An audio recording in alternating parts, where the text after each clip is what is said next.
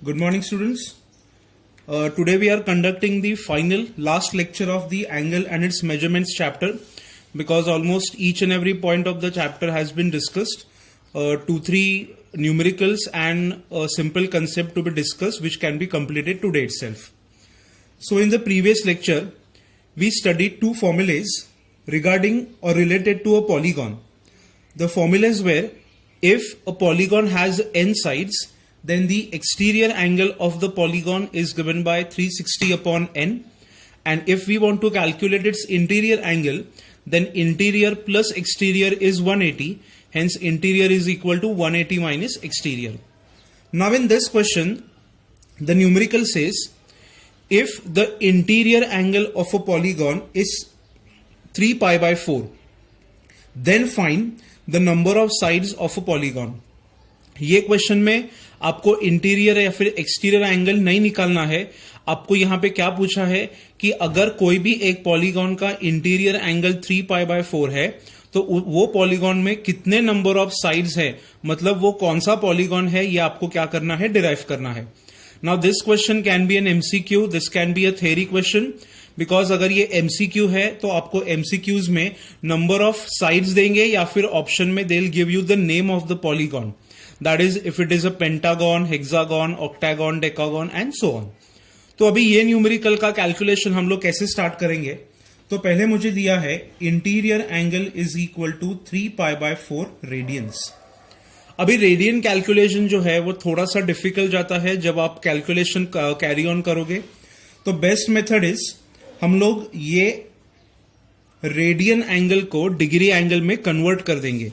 तो डिग्री में कन्वर्ट करने के लिए I have to multiply that with 180 upon pi. So pi factor gets cancel. 4 1s are 4, 4 45s are 180. 45 4 अगर आप कैलकुलेट करोगे तो it is 180, and 45 multiplied by 3 करोगे तो you get the answer as 135 degrees. मतलब interior angle of the required polygon is 135 degrees. अभी मेरे पास इंटीरियर एंगल और नंबर ऑफ साइड्स का डायरेक्ट फॉर्मूला नहीं है, but from interior angle we can definitely find exterior. How can we do that? So I will write but interior plus exterior is equal to 180. तो अगर interior 135 है तो exterior is equal to 180 minus 135, which will give me the answer as 45 degree. समझ में आ रहा है? तो interior plus exterior is equal to 180, and using that we got exterior angle. Now we have to say now exterior angle is equal to 360 divided by the total number of sides. But ये बार हमको n नहीं दिया है, we have to calculate that. So I can make some adjustment. I will cross multiply n over here. I will bring this e in the denominator. So it becomes 360 upon the exterior angle, which is equal to 45 degrees. So I'll substitute 45 over here. And now if you divide 360 upon 45, the answer that you get is equal to 8. So if the interior angle of the polygon is 3 pi by 4, that is 135, then that polygon has 8 sides, that is, it is an octagon. तो अगर आपने कल का table complete किया है जिसमें मैंने आपको पेंटागन का न्यूमेरिकल दिखाया था, हेक्सा, ऑक्टा एंड डेका का आपको सॉल्व करने बोला था, तो you can match both the questions. वो क्वेश्चन में from n is equal to 8 we calculated e, we calculated i. In this question from i we calculated e, and then we have the number of sides. तो ये numerical जो है वो round the way कैसे भी आपको numerical section में पूछा जाएगा, but overall the formula base of this question remains the same. So I request you to complete that table if you have not completed that yet, and prepare a chart where आपको directly from the polygon sides you can jump to the interior and the exterior angle. समझ में आ गया? The part was very simple. Now the last part of the chapter, ये जो part है उसका actual calculation अगर आप टेक्स्ट बुक में देखोगे तो थोड़ा सा कंफ्यूजिंग है. तो वो कंफ्यूजन दूर करने के लिए मैंने यहां पे आपको एक डायरेक्ट फॉर्मूला सिखाने वाला हूं, जो फॉर्मूलाज में अगर आप वेरिएबल्स मतलब अगर आप नंबर्स पुट करोगे तो आपको वो न्यूमेरिकल का आंसर डायरेक्टली मिल जाएगा। And this is a CET question. ये थ्योरी के पेपर में कभी भी नहीं पूछा जाता, not even in your college examinations. और अगर हम लोग को क्लास में भी अगर कोई टेस्ट लेनी है तो इसमें ये क्वेश्चन जनरली थ्योरी पेपर में नहीं रहता। The heading of the point is angle between the minute hand, MH मतलब ब्रैकेट में I write minute hand, and hour hand, that is HH, hour hand of a clock. सी अगर आप कोई भी competitive exam देने वाले हो तो वो कंपिटिटिव एग्जाम्स में ये angle between minute hand and hour hand का जो न्यूमेरिकल है वो बहुत ज्यादा फेमस है। ज्यादा कुछ नहीं करना है, आपको एक टाइमिंग दिया रहेगा, but the timing is not given directly. It means that यहां पे आपको क्वेश्चन ऐसे नहीं मिलेगा कि अगर 7:30 बजे है तो वो angle between minute and hour hand का वैल्यू निकालो। The question, the timing will be given in the different words form. That is the question says find the angle between the minute and the hour hand if it is 7:30। तो आपको समझना पड़ेगा half मतलब 30 minutes, past मतलब उतना हो गया है, और 7 so it is 7:30. So before we start the numerical, I'll first of all give you the formula and 2-3 words to remember, जिसका यूज हम लोग टाइमिंग्स का रीड करने में करेंगे। The formula says A is equal to 30H minus 11/2M. What is H? So it is the number of hour, and what will be M? तो it will be number of minutes. मान लो अगर 7:30 बजा है तो you have to put 7 over year because it is the hour measurement and 30 over year because it is the minutes measurement. तो A is equal to 30H minus 11/2 minutes. आपको ये formula use करके कोई भी एंगल का जो question है, angle between minute and hour hand का क्वेश्चन आप इजीली डायरेक्टली सॉल्व कर सकते हो। मैंने जो आपको टेक्स्ट बुक का PDF भेजा है उसमें पेज नंबर 3 पे ये न्यूमेरिकल दिया है, और अगर आप उसका प्रोसेस देखोगे तो you will definitely get confuse. तो आप टेक्स्ट बुक का मेथड भूल जाओ, ये जो मैंने फॉर्मूला यहां पे लिखा है वही फॉर्मूला आपको यूज करना है। अभी 2 टर्म्स आपको हमेशा याद रखने पड़ेंगे। When the question says past, तो it means that the timing is done, it is already gone. And if the question says to, so it is yet to be done. मतलब अगर मैंने बोला 15 minutes to 6, तो the answer is 5:45 because 6 बजने के लिए और 15 मिनट बाकी है।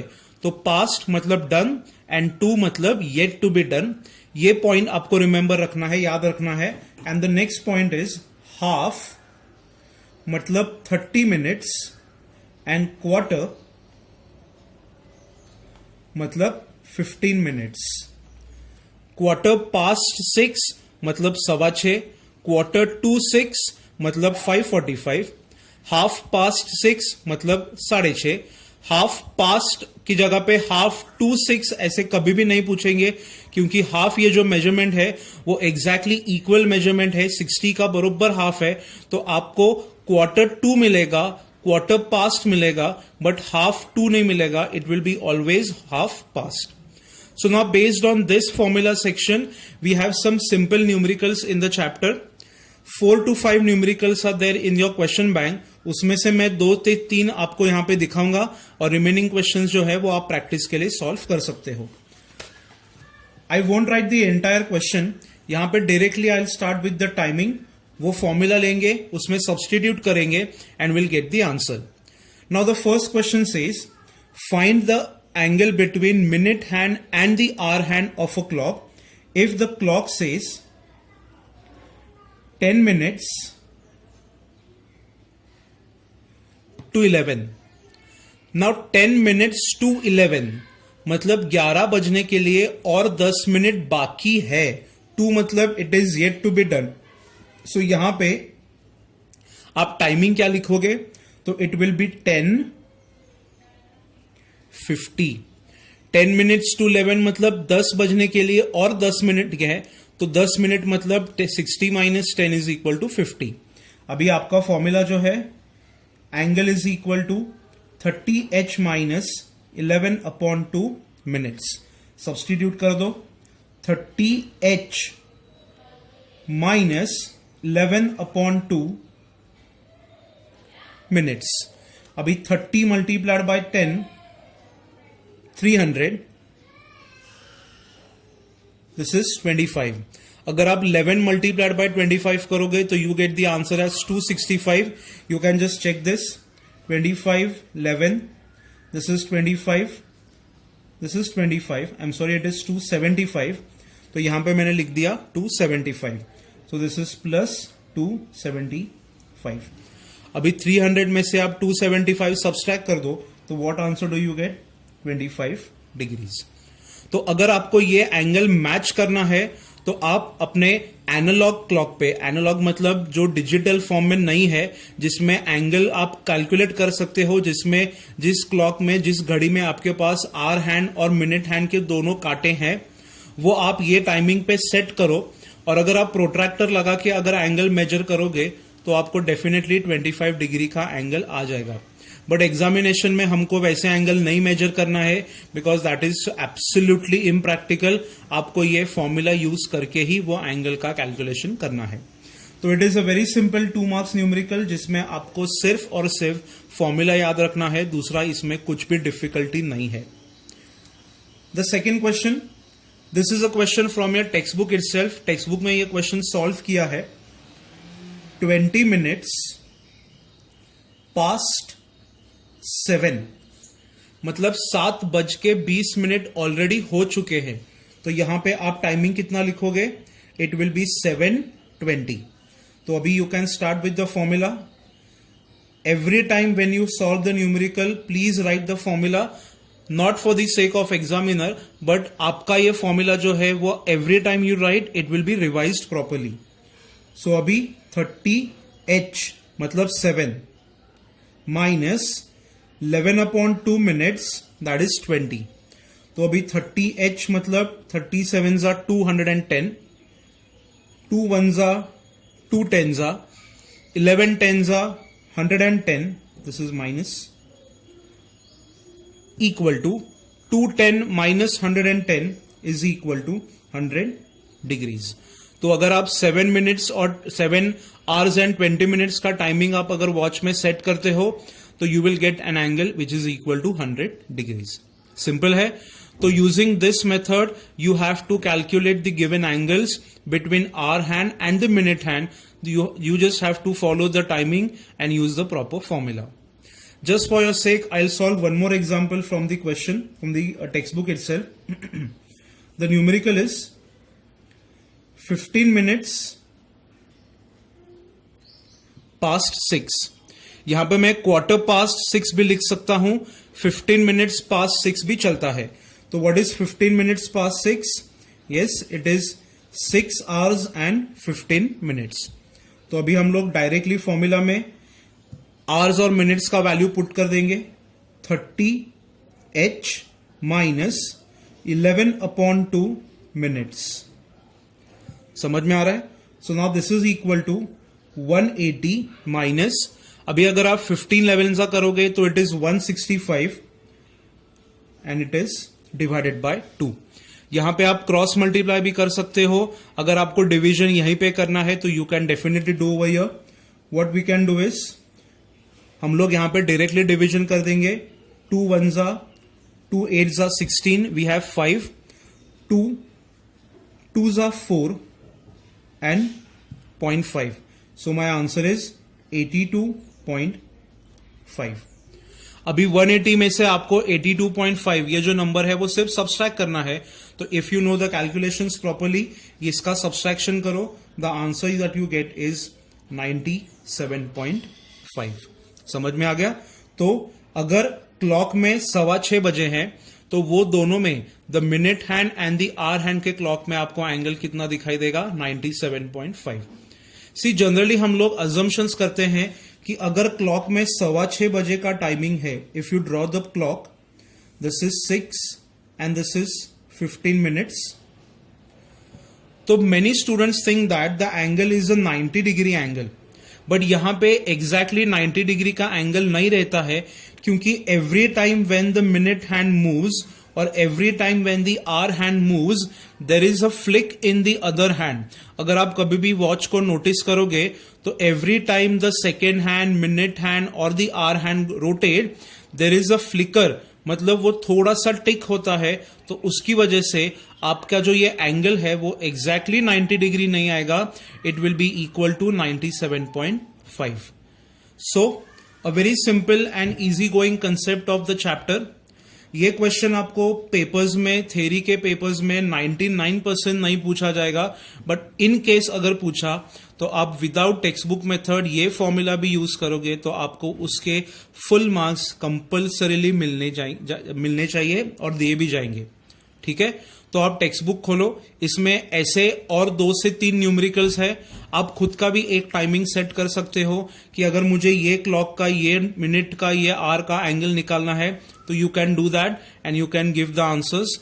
आप उसका फोटो मेरे को भेज सकते हो. अगर उसमें कुछ करेक्शन रहा तो definitely I will let you know.